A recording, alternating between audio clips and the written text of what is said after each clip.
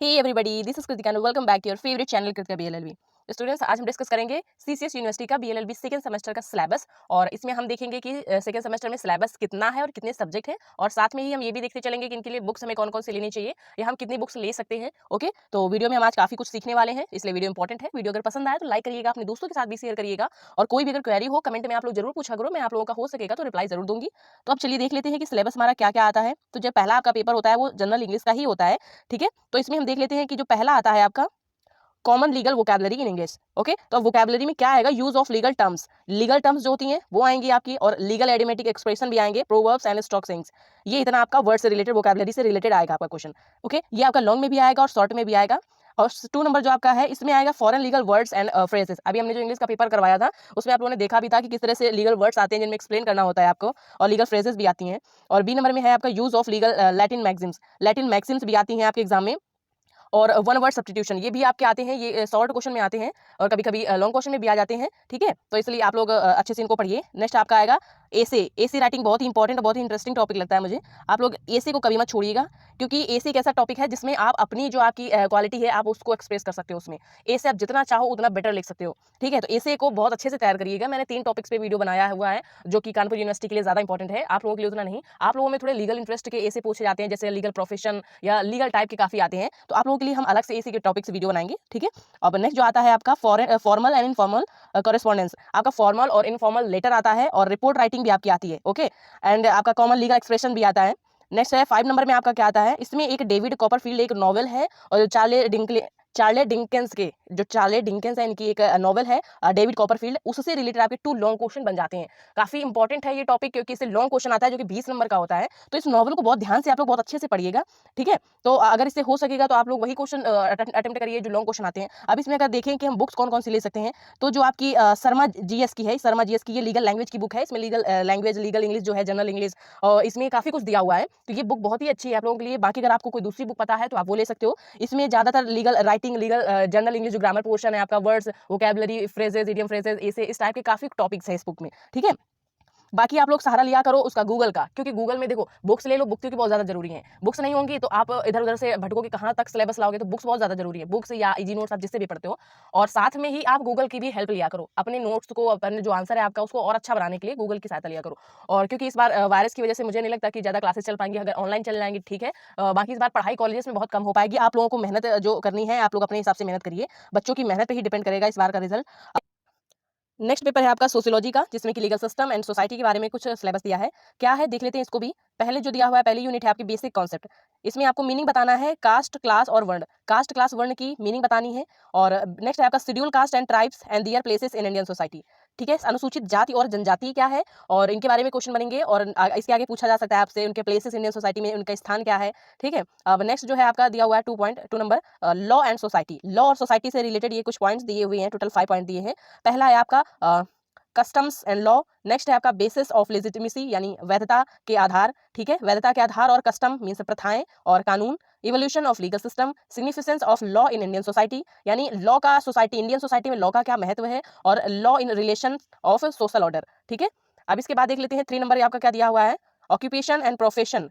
Occupation and profession, जिसमें की पूछ लिया जाएगा आपको वर्क और लेजर। ये जो 2 टॉपिक है ये इनसे क्वेश्चन आपका बना हुआ है, हम लोगों ने पीछे पेपर में देखा हुआ है, जब पेपर डिस्कस कराया था, वर्क और लेजर से आया था क्वेश्चन, ठीक है। अब नेक्स्ट है आपका division of labour and jajmani system. Labour और जजमानी सिस्टम क्या है, श्रम और श्रम व्यवस्था और जजमानी व्यवस्था, इनसे क्वेश्चन पूछा जाता है आपका। लीगल प्रोफेशन इन इंडिया में लीगल प्रोफेशन, इससे रिलेटेड क्वेश्चन आता है। 4 नंबर जो है आपका सोशल चेंज। सोशल चेंज का मीनिंग बताना है, mode of sanskritization, westernization and urbanization, इससे रिलेटेड क्वेश्चन आते हैं आपके। सी नंबर जो है factors of social change. Social change के फैक्टर्स आपको बताने हैं, law and social change in India, इनसे क्वेश्चन आते हैं। नेक्स्ट आपका है social evils and movements. Social evil और मूवमेंट से रिलेटेड कुछ पॉइंट्स इसमें दिए गए हैं, ठीक है। तो आप इस तरह से ये सिलेबस है हो गया आपका सोशियोलॉजी का। अब इसमें देख लेते हैं बुक्स की कौन कौन सी बुक्स हैं। इसमें कुछ रिकमेंड करी गई हैं बुक, आपको डेविस की बुक है, और आपको इधर ये नीचे दी हुई है ओमेन की बुक है ये, ठीक है। ये बुक्स कुछ दी गई हैं, आप इनमें से कोई भी बुक ले सकते हो। काफ़ी ये नीचे वाली आपकी काफ़ी फेमस बुक है, ठीक है। और अब इसके बाद हम देख लेते हैं पॉलिटिकल साइंस, जो हमारा नेक्स्ट है पॉलिटिकल साइंस इंटरनेशनल रिलेशन है, ठीक है। इसमें क्या है, इंटरनेशनल रिलेशन आपको पूछा जाएगा, जिसमें कि मीनिंग बताना है आपको, नेचर बताना है, role of national interest and ideology in formation of foreign policy, ठीक है। फॉरेन पॉलिसी के निर्माण में विचारधारा का महत्व आएगा, और आपको राष्ट्रीय हित, जो राष्ट्रीय हित है इसकी भूमिका पूछी जाएगा अंतर्राष्ट्रीय संबंधों में, और इसका मीनिंग क्या है, इंटरनेशनल रिलेशन का मीनिंग क्या है, ये आपका आएगा। इस तरह से आपका ये पूरा पॉलिटिकल साइंस का एक सिलेबस है। इसमें आपका डिप्लोमेसी आएगा। डिप्लोमेसी क्या है, कूटनीति। डिप्लोमेसी से काफ़ी क्वेश्चन बन जाते हैं, ठीक है। इसका भी मीनिंग पूछा जाएगा, नेचर पूछा जाएगा, ऑब्जेक्टिव पूछे जाएंगे इसके, टाइप ऑफ डिप्लोमेसी, ठीक है। इस तरह से काफ़ी कुछ बन जाएगा क्वेश्चन। यूएनओ और इसका ओरिजिन, ये भी आएगा, इससे रिलेटेड क्वेश्चन आएंगे आपके। Concept of world war community and world war नहीं, world community and world government, इनसे रिलेटेड क्वेश्चन आएगा। आप इस तरह से देख सकते हो, आपका पॉलिटिकल साइंस का सिलेबस है, ठीक है। इसमें कोल्ड वॉर से भी क्वेश्चन आएंगे। कोल्ड वॉर भी एक आपका टॉपिक है। इसमें आतंकवाद, टेररिज्म, ये भी एक आपका अंतर्राष्ट्रीय विधि, जो इंटरनेशनल रिलेशन है, इसमें एक काफ़ी अच्छा टॉपिक दिया हुआ है। इससे क्वेश्चन बहुत बनते हैं, लॉन्ग क्वेश्चन भी काफ़ी बनते हैं आतंकवाद से, ठीक है। और कुछ आपको ऑर्गेनाइजेशंस दिए हुए हैं, इन ऑर्गेनाइजेशंस को आप अच्छे से पढ़ लेना। और इंटरनेशनल इकोनॉमी के बारे में कुछ आपका इकोनॉमिक पॉइंट टॉपिक दिए हैं, जैसे WTO, वर्ल्ड बैंक, ये भी बहुत अच्छे टॉपिक हैं, इनसे भी क्वेश्चन बहुत बनता है। फॉरेन पॉलिसी जो अंतर्राष्ट्रीय जो विदेशी जो नीति बनाई जाती है, जो भारत में विदेशी नीतियां बनाई जाती हैं, तो इससे रिलेटेड आपके क्वेश्चन पूछे जाते हैं, ये है। अब इसके बाद इसमें बुक्स जो दी हुई हैं, महेंद्र कुमार की एक बुक है, आप ये ले सकते हो, झा की बुक है, ठीक है। तो इस तरह से काफ़ी बुक आपको रिकमेंड करी गई हैं, आप इनमें अपने टीचर से भी कंसल्ट कर सकते हो, ठीक है।